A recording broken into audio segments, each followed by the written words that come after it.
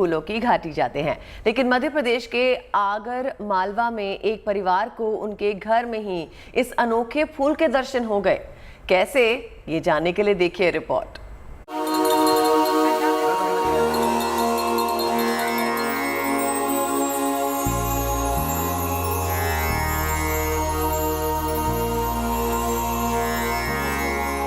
घर में खिला ब्रह्मकमल, पूजा अर्चना करने और आरती दिखाने में जुटे लोग।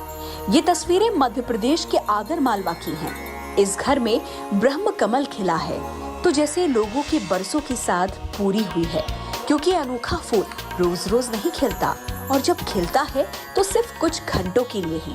और ये पौधा हमारी बहन के यहाँ से मैं एक पत्ता लेके आई थी और उसको लगाया था। आज 5-7 साल में इतना बड़ा हुआ और ये फूल आज खिला और कल 2 खिले थे, आज 1 खिला है।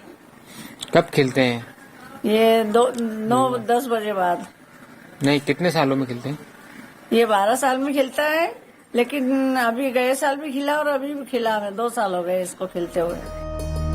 वैसे तो ब्रह्मकमल आमतौर पर उत्तराखंड में फूलों की घाटी के आसपास पाए जाते हैं, परंतु देश के अन्य इलाकों में भी कुछ लोग अपने घरों में इसका पौधा लगाते हैं, लेकिन इसे खिलते देखने के लिए लंबा इंतजार करना पड़ता है। ये 12 साल में खिलता है। वैसे इसका एक पत्ता लगता है, खाली पत्ता लगने के बाद धीरे धीरे बड़ा होता है। उसको 12 साल हो जाते हैं, उसके बाद ये खिलता है फूल। और फूल का टाइम है इसका, कली वैसे छोटी सी आती है, धीरे धीरे बड़ी होती है। इसमें करीब 15 दिन हो जाते हैं इसको। उसके बाद ये जो फूल है रात को 10 बजे या 9 बजे बाद खिलता है ये, और सुबह 5 बजे अपना आप बंद हो जाता है। कहा जाता है कि ब्रह्मकमल सिर्फ ब्रह्मा जी को अर्पित किया जाता है। ऐसे में इसको खिलते देखना सौभाग्य की बात मानी जाती है। देवभूमि उत्तराखंड से बहुत दूर आगर मालवा के इस घर में ये फूल खिला है तो लोगों का मानना है कि उनकी मनचाही मुराद पूरी हो गई है।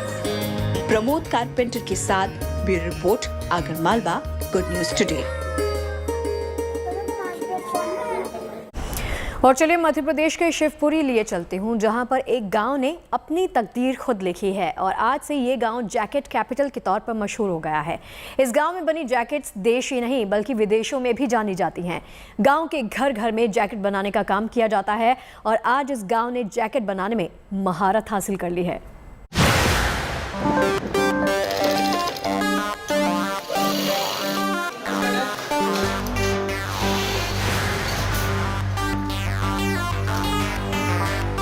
जैकेट का कमाल कर दिया माला माल।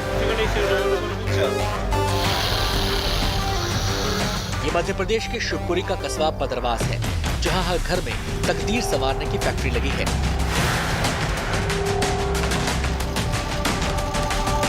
आगरा मुंबई हाईवे पर बसे इस कस्बे और आसपास के दर्जनों गांवों की गली गली में जैकेट के कारखाने हैं, जिनका दिल कटिंग और सिलाई मशीन की आवाज से धड़कता है। बदरवास की जैकेट की पूरे देश में डिमांड है। यहाँ से जैकेट देश के अलग अलग शहरों में तो जाते ही हैं, इनकी सप्लाई नेपाल तक होती है। इसी खूबी ने इस छोटे से कस्बे को जैकेट कैपिटल के तौर पर मशहूर कर दिया है। कई फैक्ट्रियां तो ऐसी हैं जिनके मालिक एक साल में कई करोड़ का कारोबार करते हैं। पूरे भारत में जा रही है, उसके बाद नेपाल तक जा रही है। जाकर हो जाता है करीब 2 करोड़ के करीब। इस इलाके में जैकेट का कारोबार कोई एक दिन में नहीं फैला है, लंबा वक्त लगा। एक अनुमान के मुताबिक यहाँ करीब 15,000 लोग जैकेट बनाने के काम से जुड़े हैं, लेकिन इतनी बड़ी संख्या में कारीगरों को ट्रेनिंग देना किसी एक आदमी के बस की बात नहीं थी। लेकिन तरक्की की चाह ने ये मुश्किल भी आसान कर दी। हमने एक को प्रशिक्षण दिया तो वो गाँव में 4 को प्रशिक्षित कर देता है एक व्यक्ति।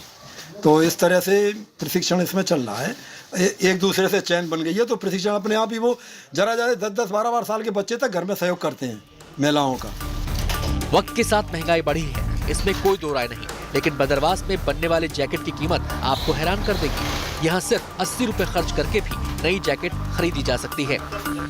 यहाँ पे 80 रुपए से लेकर 300 रुपए तक की जैकेट मिलती है और वो जो जैकेट रहती है उसकी क्वालिटी बहुत ही अच्छी रहती है, क्योंकि ये जो कपड़ा रहता है इसका वो ब्रांडेड मिलों का ही रहता है। कपड़े का क्या रहता है कि जो 400-500 रुपये मीटर का कपड़ा रहता है वो हमको तौल के भाव से सस्ते में मिल जाता है।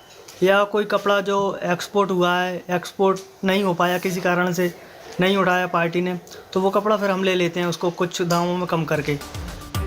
काम के फैलाव ने इस इलाके से बेरोजगारी कम की है और रोजगार की व्यवस्था सामाजिक बुराइयों पर रोक लगाने में मददगार साबित हुई है। यहाँ से महिलाओं को कपड़े कट के कटिंग होके मिल जाती है जी। तो वो अपने घर पे सिलती हैं।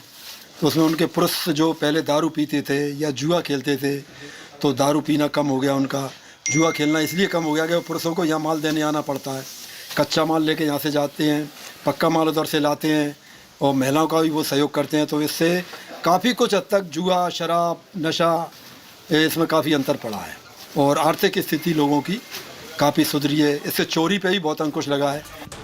तरक्की की चाह मुश्किल भरी राह पर भी सफलता के फूल खिला सकती है। शिवपुरी के बदरवास कस्बे ने इसी बात को साबित कर दिया है और अपनी कामयाबी से दूसरे इलाकों के लिए भी मिसाल बन गया है। Pramod Bhargava, Shivpuri, good news today. तो लंच टाइम के इस आखिरी पड़ाव में हम कुछ महान और कामयाब लोगों की कही बातें आप तक पहुंचाते हैं। तो आइए देखते हैं आज का विचार।